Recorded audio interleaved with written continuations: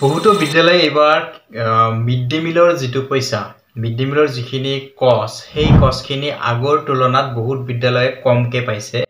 বহুত টিচাৰে কোৱেশ্চন কৰিছে ইয়াতে ডিস্ট্ৰিক্ট লেভেলতো বহুতে কোৱেশ্চন কৰিছে গতিকে কি কাৰণত আপোনাৰ বিদ্যালয়ৰ মিড ডে মিলৰ টকাটো কমি গৈছে আৰু আগন্তুক দিনত আপুনি কেনেকে বিদ্যালয়ৰ যেটো আপোনাৰ মিড ডে মিলৰ টকা সেইখিনি ষ্টুডেন্ট অনুপাতে কি টকাখিনি কি হিচাপত আপুনি লাভ কৰিব সেই সংকটত এই ভিডিওটো আপোনাৰ কাৰণে আনিছো বহুতে ইয়াতে হুদি আছিল আপুনি ইয়াতে চাব মিড ডে মিলৰ আমাৰ যেটো ডেইলি এটেন্ডেন্স আপোনালোকে আগতে কি কৰিছিল এটা পোৰ্টেল আছিল তিনি প্ৰকাৰে বৰ্তমান দিব লাগে আগতে আমাৰ এটা আছে ডেইলি এটেন্ডেন্স আমি ইটো পোৰ্টেলত দিও mdmhp.nic.in ইয়াতে দুটা প্ৰসেসত আপোনালোকে মিড ডে মিলৰ মেছেজ বিলাক সাফ কৰে এটা হৈছে অফলাইন আৰু এটা হৈছে অনলাইন গতিকে কিমান সাফ কৰিছে mdm স্পেস মাৰি নাম্বাৰটো দিলে আপোনাৰ পোৰ্টেলত আপুনি সাফ কৰাটো হৈ যায় তো লগতে আৰু এটা প্ৰসেস আছে আমাৰ ইটো হৈছে ডেইলি এটা হৈছে আমাৰ মান্থলি প্ৰসেসটো হৈছে আমাৰ এইটো হৈছে আপোনাৰ ওয়েবসাইট ইয়াতে আপোনাৰ কি কৰিব লাগে প্ৰত্যেক মাহত ইয়াতে ইউসি যেটো আমাৰ বিদ্যালয়সমূহে ইউসি যি দিয়ে সেই ইউসি খন ইয়াতে এন্ট্ৰি কৰিব লাগে আৰু এই ইউসি অনুসৰি আগতে বিদ্যালয় কি পাইছিলে ফান্ড বিলাক পাইছিলে সো ইয়াতে প্ৰত্যেক মাহৰ খৰচ বিলাক ইয়াতে শো হৈ থাকে সাপোজ এখন বিদ্যালয়ে কিমান খোৱাইছে মাহত সকলোখিনি ইয়াতে তথ্য আমাৰ গভৰ্নমেন্ট আসামে ইয়াৰ পৰা যেটো আমাৰ কম্পোনেন্ট আছে এমডিএম কম্পোনেন্টৰ ইয়াতে বিভাগৰ সকলোবিলাক চাই পেলাই ইয়াৰ পৰাহে আপোনালোকে কি পাইছিলে মিড ডে মিলৰ টকা বিলাক আগতে পাইছিল যেতিয়াৰ পৰা 6 টো আহিলে বহুত বিদ্যালয় কি কৰে 6 টোত এটেন্ডেন্স দিয়ে আৰু সেই এটেন্ডেন্সটো কি হয় সিনক্ৰনাইজ নহয় বা পোৰ্টেলত আপোনাৰ যদি এপছত যদি আপোনাৰ 50 দেখাইছে পোৰ্টেলত কেতিয়াবা সম্পূৰ্ণ ডাটাখিনি নেদেখুৱাই এটেন্ডেন্সটো ক্যাপচাৰ নহয় গতিকে সিনক্ৰনাইজ নহয় কেতিয়াবা এই প্ৰবলেমটোৰ কাৰণে বহুত বিদ্যালয়ে এইবাৰ কি পাইছে টকা যেটো মিড ডে মিলৰ টকা হেতু কম পাইছে কাৰণ এটা ৰুল নতুনকে আহিছে যেতিয়া পৰা 6 টো এটেন্ডেন্স বাধ্যতামূলক হৈছে এইবাৰ আপোনাৰ মিড ডে মিলৰ যিখিনি টকা সেই টকাখিনি আপুনি এবাৰ 6 টোৰ এটেন্ডেন্স হিচাপেহে পাব আগতে আপুনি এই পোৰ্টেলৰ হিচাপত পাইছিলে এটো হৈছে এমডিএম পিএম পোষণ পোৰ্টেলত যিমান বিলাক আপোনাৰ এমাহত খৰচ হয় সেই এমাহৰ খৰচ অনুপাতে আপোনাৰ 3 মাহৰ এটা লামসাম এমাউন্ট ধৰি পেলাই আপোনালোকক মিড ডে মিলৰ ফান্ডটো ৰিলিজ কৰিছিলে কিন্তু এইবাৰৰ পৰা এটা নতুন ৰুল হৈছে কি 6 টোৰ এটেন্ডেন্স সো 6 টোৰ এটেন্ডেন্স আপুনি যে দিয়ে সাপোজ আপোনাৰ বিদ্যালয়ত এনৰোলমেন্ট ইয়াতে আছে 100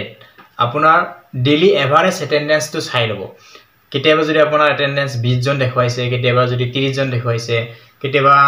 50 দেখুৱাইছে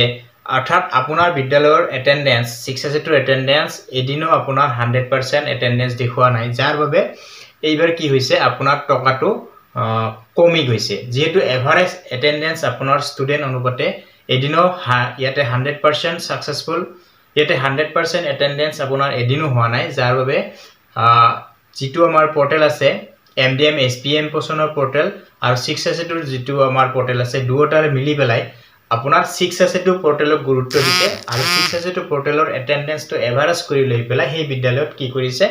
মিড ডে মিলৰ ফান্ডটো ৰিসিভ কৰিছে আৰু এইটো প্ৰসেস আগন্তুক দিনত চলি থাকিব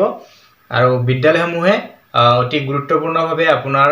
যেটো আমাৰ 6 টো এটেন্ডেন্সটো আপোনালোকে খুবেই বাধ্যতামূলকভাৱে দিব লাগিব নহলে কি হ'ব আপোনাৰ টকাটো নাটনি হ'ব যদি আপুনি 50 এনৰোলমেন্টৰ ডেইলি এটেন্ডেন্স দি আছে আৰু আপুনি 100 জনক খুৱাই আছে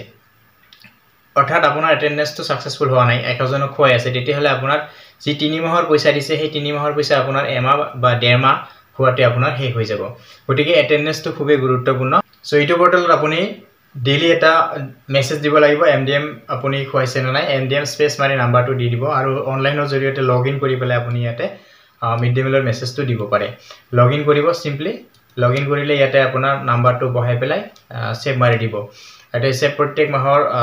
প্ৰথম 10 দিনৰ ভিতৰত এটা মান্থলি দিব লাগে আৰু এটা হৈছে ডেইলি দিব লাগে ইটো আৰু এটা হৈছে আপোনাৰ 6 টো আপোনালোকে স্ক্ৰিনত চাই আছে সো 6 টো এটা কি আছে আপোনাৰ এমডিএম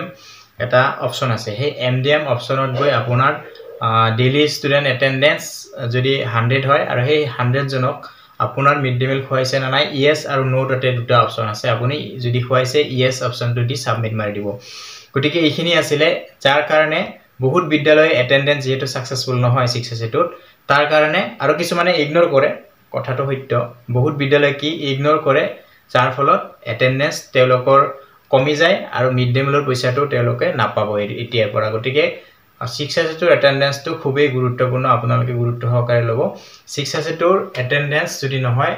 আপোনালোকে ব্লক এমএছৰ কন্টাক্ট কৰিব